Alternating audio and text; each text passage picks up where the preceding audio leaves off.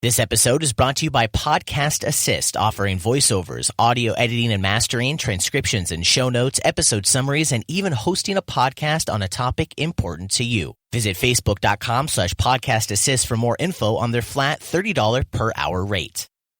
Subscribe with iTunes, Audio Boom, Stitcher, or your favorite podcasting app. And if you enjoy what you hear, like us on Facebook. Also, consider throwing a little cash our way by visiting patreon.com/KoreaFM. And find more of our great content on our home on the web, KoreaFM.net. The recent announcement by South Korea's leading company in the domestic sanitary pad market that it would increase the price of its products by up to 20% has resulted in a social media backlash against the company and the highlighting of stories from low-income teenagers who, already unable to afford sanitary pads and other products, have even had to miss school when having their period. Korea BizWire recently covered the story, and I spoke with one of their writers to get more background on the issue. My name is Joseph Shin. I'm a journalist for Korea BizWire. The most popular story is that this one story in particular in which this young student would use shoe insole as a substitute to a sanitary pad, which is quite terrible. Or some would use rolled up toilet paper. And this one student just couldn't go to school and just had to stay lied down on top of a towel because she couldn't afford to buy sanitary pads, which are some of the most basic items for women.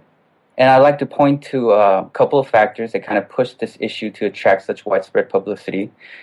First is these online communities in Korea in particular, I think, are more energetic and maybe sometimes a little aggressive, but overall very dynamic. And as soon as such issue strikes an online community, it gets picked up very fast and it goes viral almost instantaneously. So this is where it all started. And the next thing is the issue of inequality and the imbalance of wealth and the issue of welfare, which has long been a prominent subject for debates in Korea, not only between politicians, but between social classes, between, various organizations, between friends and families even. So this underlying public perception of welfare and widening gap between the rich and poor has, I think, played its part in creating this current, controversy. And there has been somewhat a consensus among Korean women that sanitary pads are too costly and a little too burdensome for ordinary citizens to afford. In fact, from 2010 to 2016, sanitary pad price has increased by over 25%, which is quite noticeable considering the fact that consumer price index has only increased by 10% in the same period. And Yuhan Kimberly, which is the company concerned, did retract its initial statement to increase its product prices by up to 20%. Instead, they increased only one of its products by about 7.5%, but kept the prices for other products the same in response to the rising controversy.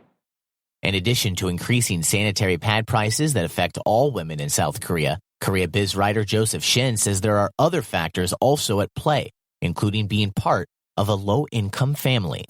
The estimated number of these female students from low-income families are about 100,000. But as mentioned in our article, about 60,000 of these students can't afford to buy sanitary pads.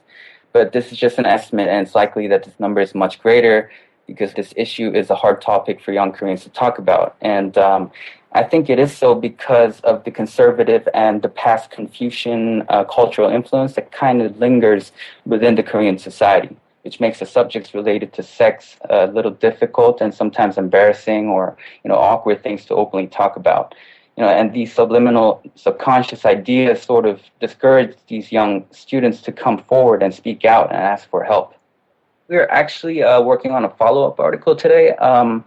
As far as I'm concerned, it's highly unlikely that major manufacturers of these sanitary pads will reduce the current prices. Not just Yuhan Kimberly, but also, other big-name manufacturers like LG Unicharm, P&G Korea. They did say they'll consider various donation policies.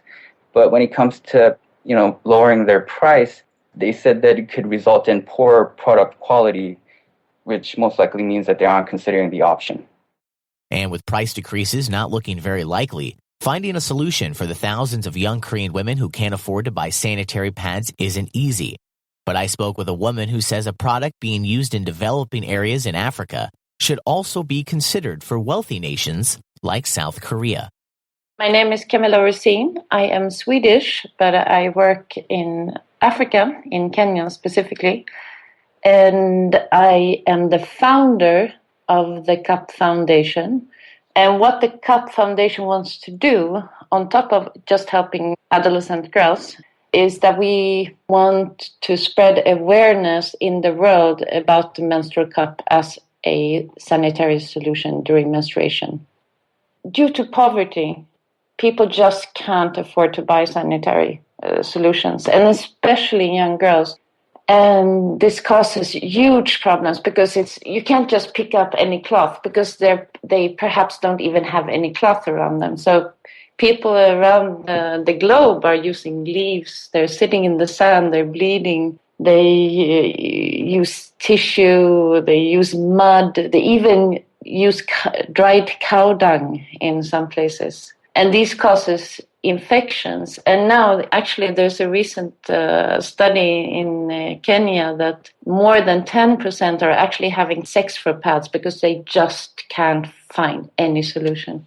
So the cup is a solution that is healthy and it's long-term sustainable. I mean, you can reuse it for up to 10 years. So my idea was, let's give this to these girls as soon as possible. So they have it when they start their period, and then they can, until they're like 20 or 25, they are safe. They don't have a problem. And you can swim with it, you can sleep with it. The leakage is hardly possible. And we want to reach out in Asia because we think all women should know. And I believe it. I mean, I'm using it myself, so I know how much it's changed my life. I'm Chance Dorland for KoreaFM.net. This episode is brought to you by Podcast Assist, offering voiceovers, audio editing and mastering, transcriptions and show notes, episode summaries, and even hosting a podcast on a topic important to you. Visit Facebook.com/Podcast Assist for more info on their flat $30 per hour rate. Talk radio, music, and podcasts from the Korean Peninsula. KoreaFM.net.